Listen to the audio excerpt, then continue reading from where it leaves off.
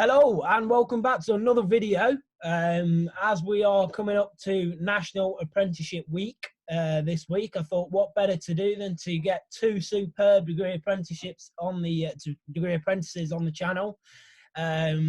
Obviously you've met Owen before, you've seen him on videos, and you know that obviously I work closely with Owen on a daily basis. So welcome back for the third time, mate. Thanks for having me back on here, James. Look forward to our discussion today. Yeah, and then as you can see at the bottom, we've got a new addition to the videos, which is Archie, one of mine, really good friends that I've known since sixth form. We've worked at garden centres together. We've been through the whole journey, and now we both ended up on the same uni course. All three of us are actually on the same uni course at Sheffield Hallam University. So yeah, welcome, Jim. Yeah, hi mate, you all right? Yes, yeah. So my name's Archie, obviously, as James just said, and I work at Samworth Brothers, and James and Owen, who work at First Response, I believe. Yeah, we do indeed. So obviously we've got between the three of us, we've got a vast amount of knowledge on experience within the degree apprenticeships. I will be putting all of our links in the bottom of the video. So if you do have any questions for me or either the other two, me and Owen work at a finance company, and Owen and Archie is at a slightly different company. So if you want to find out a little bit more information about that, then I'm sure he'll be happy to let you know. But so what better time, we thought, that this week coming up to National Apprenticeship Week, for people out there that are looking for a bit of advice, a few tips on the best thing in order to try and secure a degree apprenticeship, is 5 top tips for applying for degree apprenticeships. So we're going to take a couple of points each. We're going to have a talk through. We'll discussion, put in our different experiences, and yeah, we'll go from there. So I think we're all ready and raring to go, aren't we? Absolutely. Yes, yeah. Cool. So we'll start off with a point 1 then. So this is my point. So one of my top tips is when you're actually trying to find the apprenticeship. So obviously I found it a different way to Owen. So when you first found the apprenticeship then, Owen, what platform did you use to find the First Response job?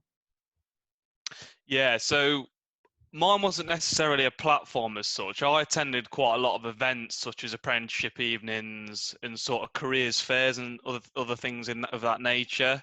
And that allows you to directly interact with employers and understand what is actually out there, obviously, especially within the local area as well, if you're attending it at your own college. So that's how I first heard about First Response. It was a very well-delivered presentation by our current uni mentor, which he'll like me to say. Yeah. So obviously, you've got events there. Obviously, events are a big thing to go to. I mean, what about you, Arch? Where did you see the Samworth job? I think it's similar to maybe how you found yours, James. I used the government apprenticeship website. However, when I found it on there, it was initially a job listed for just down the road from me, so that's what I thought I was getting myself into. But I work in Leicester, so not too much further away from us now. But I ended up actually getting in touch with Sheffield Hallam, which hold the course, so I could send my CV over to them as on the government apprenticeship website. It wouldn't allow me to attach my CV, so I just thought that I'd better portray myself. So I actually went through the university instead. Okay, cool. So as you can see there, obviously we've got a few different methods. So obviously Archie went direct to the university, Owen attended events. I found mine through gov.uk, like Archie says, but actually directly Googling phrases and business degree apprenticeships, and First Response came up as an alternative, as a job. So I think the best piece of advice that I can give is, and I think these guys will agree, is to keep checking, gov.uk, find my apprenticeship, rate my apprenticeship, not go into uni. These are a load of different platforms that supply the opportunities. And the key thing is to keep looking at them daily. I remember coming into college with Archie and saying, did you see that degree apprenticeship that was on there last night? No, I'm not seeing that one. And it was just one night that he hadn't looked and the new one was added. So the key is to keep checking them regularly. And obviously you've got loads of different options there, attending events or going direct to the university like Archie did.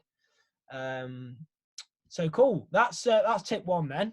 And I will go on to my second tip, and then it will be me done, and these guys can show their tips as well. But my tip would be to get some work experience. So both of these guys did work experience as well as myself. And it is a really crucial thing to do. I think the biggest piece of advice that I could give, short and sweet, is to take any opportunity you get to do work experience, even if it's not in the area that you want to go in. So quick example, I'm in finance and I did some work experience within quantity surveying. Even though I had a fantastic time, I knew that it wasn't something I wanted to go in. And that experience was learning. And obviously, I think you did supply chain management, didn't you, Archie? Something like that? Yes. So I did like in supply chain management and all around the whole part of logistics, and that's actually what I'm working in now. So it was perfect for me, really. Although when I was doing my work experience, like James said, I thought it wasn't really for me. I ended up in this job anyway, and now it's my own job, and you make everything your own job. You're with your team, you have good banter at work. I do really enjoy it. But it's not just the work experience, like in understanding how business works. I think it gives you things to talk about in your interview, because within one of my interviews I had with Sam, I must have spoke about my work experience a million times, and it does give you so much to talk about. Yeah, it's a good development of the skills, and you're just able to apply it and to bring it in. I mean, have you got anything to add on top of that, Owen, or would you? Yeah, I can relate to both of your points there, because I actually did some work experience in a law firm, which is obviously completely different to what I'm currently doing. I really enjoyed it, thought it was fantastic. I also did a bit in shadowing an accounts department for a bus company. Similar to what Archie said, I thought, this isn't for me, but that's an important point to remember, I think, is take it with a pinch of salt, the work experience, because obviously once you're actually in the job and you're doing it yourself, it's a lot different to shadowing people and stuff. So although it may appear a bit boring and a bit tedious whilst you're doing it, it's a fantastic way of getting something on your CV, but do take it with a pinch of salt as to whether it is for you and whether that's actually kind of the job as such. It's a great tool, but it's worth bearing that in mind, I think. Definitely, yeah. Again, 3 really good points about work experience. It's very valuable. So if people do get the opportunity to do it, then take on the opportunity. Cool. So that's number 2. Do you want to fire away with top tip number 3, OJ? Yes. So the point I've raised is to research the company and understand a little bit about their values and how they operate. So I think this is kind of twofold, really. I think it's firstly great for yourself to understand whether that company is for you and whether those values and the way they operate fits with how you want to work. Because straight away you can get an indication of whether that job is for you. Obviously, you may want to work within finance, for example, but does that company fit the way you want to do things? And as well, the second part of that is, once you understand the company and you know a little bit about them, it's a great kind of tool to use in an interview, because you can pull on what they do and engage with the employer as if you kind of already know a little bit about them, and it shows you've gone that extra mile to do a little bit of research. And I think it really pays off within the interview when you've made that extra effort to try and understand them as well as they want to understand you. And it kind of obviously helps you because you understand whether that is for you or not. It's a super solid point. I think you'll agree, Archie. I think in one of my previous videos, top 5 tips for interviews, I actually mentioned the same point, and it's a really valuable one. It really makes you stand out with the employer. If you come in and say, number 4 on your values, like Evan said, give them an example and show them that you are wanting to be at the company just as much as you are wanting to have the opportunity. I think that's key. And I think you'd agree, would you, Archie? Yeah, I'd completely agree with that. I think just having that knowledge about the business, being able to tie in that knowledge into your answers in interviews, whether it be obviously face-to-face or over Teams, obviously with the current climate we're in now. But I think just having that base knowledge, it allows you to explore so many different routes as such. Like I said, in your interviews, it really does make you stand out from the crowd if other people haven't done their research. Yeah, very valuable. It's a very good point. So three very good points so far. So I hope you're all still listening. Cool. Do you want to fire away with number 4 then, Archie? Yeah, so this one I think it's quite a big one, to be honest. I think the other guys would agree. In that, don't be afraid or upset about rejection. So I can't tell you the amount of degree apprenticeships I applied for, because we all know they're very competitive. A lot of people are going for them, especially they're growing now. But don't be afraid of rejection. As in, just go into the interviews, into all the stage of the processes, thinking I'm going to do my absolute best here. And if you don't get it, don't be, oh my god, I'm never going to get a job ever. Ask for feedback from the employers. Understand why you didn't quite make the cut for it.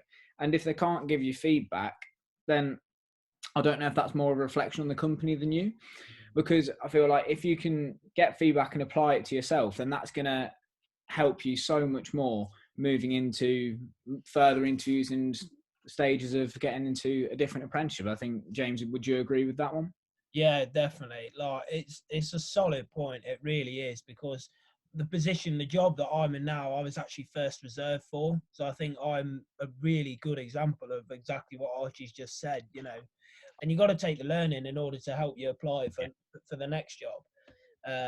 So would you as well, Owen? I mean, obviously you were straight on top first pick, so I don't think you can relate in that way. But I can definitely relate in the sense of kind of don't get yourself down about it, because there was a couple which I had my heart set on from the get-go, and I didn't get past the first stage of the process, and quite often there's 5, 6 steps to kind of whittling down the people who they're potentially considering. So yeah, I think like I said, don't get yourself down about it. There's plenty of opportunity out there. It's a case of using every setback as a stepping stone for the next opportunity. definitely. Oh, another fourth really good point. I'm sure the last one will be just as good. Do you want to fire away with the last fifth and final top tip, Jim? Yeah, so it's quite a small one, this one, but I think it ties in quite well to the last one we just said. But just ask questions at every single stage possible of the process, because the more questions you ask, it's showing to the employer you're willing to learn, and you just want to be more knowledgeable about it. Can't say that word. So yeah, whether it be in the phone interview stage, if you've got one, emailing back and forth, or even in the final interview, don't be afraid to ask any question whatsoever, because it shows that you're eager to learn. I think, James, you'd agree. Getting as much information out of them, they're really going to be happy because they can see you're willing and wanting to learn. Yeah, I think it's a benefit from two angles. Like, not only does it make you look like you're interested in the job and that you are actually willing to ask questions and understand more, but it ultimately helps you understand whether it is the right opportunity for you or not. Like asking asking questions about what uni it'll be, what are the hours, what kind of modules are we going to be studying at university. Ultimately it all helps to, yes, one, make you look intrigued in the job from the employer, but also help you understand if the opportunity really is fit for you. We'll explain in future videos, like the time management obviously has to be pristine. It has to be, tip top. So if you are able to recognize early through asking questions that it isn't for you, then obviously it saves you a long journey. So ironically, I'm going to ask you the question, Owen, would you agree, or? Yeah, absolutely. I think I'm only probably adding on to the points you two have made, but it's absolutely vital to understand further whether that opportunity is for you, and obviously the employer is going to feel you're engaged in what they're offering if you're asking further questions. I think it's important to consider your selection of questions as well. I think it's important to not come across as if you're kind of in control as such. I think people often throw around how much money am I going to earn and things like that. It's important to choose your questions wisely and not come across as if you've got several other opportunities and you can kind of pick which one you want out of a hat. It's a great thing to do, but I think you have to think quite carefully about what you ask and how that all reflects yourself. It portrays you, doesn't it? So yeah. Cool. Well, that's five top tips from three different degree apprentices. Obviously do let us know. Obviously I'm very grateful for both of these guys for jumping on the video and sharing their experience. Obviously, it's very valuable, very knowledgeable.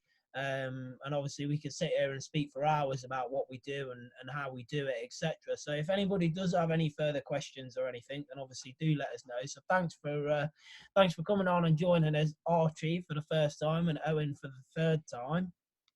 Yeah, Thank cheers. you, mate. Thanks for having us. Yeah, thanks for having me. Cool. I'll drop all of their links down below then, obviously all their LinkedIn and their Instagram. So if people want to check them out, ask them any questions, then obviously do so. But I hope you do have a good week on the apprenticeship week this week. As always, take ask loads of questions as we just finished on, and find out whether these opportunities out there, because there are plenty. And thanks for coming, thanks for watching, and I look forward to speaking again on the next video. Cheers, guys. Thank you. Cheers.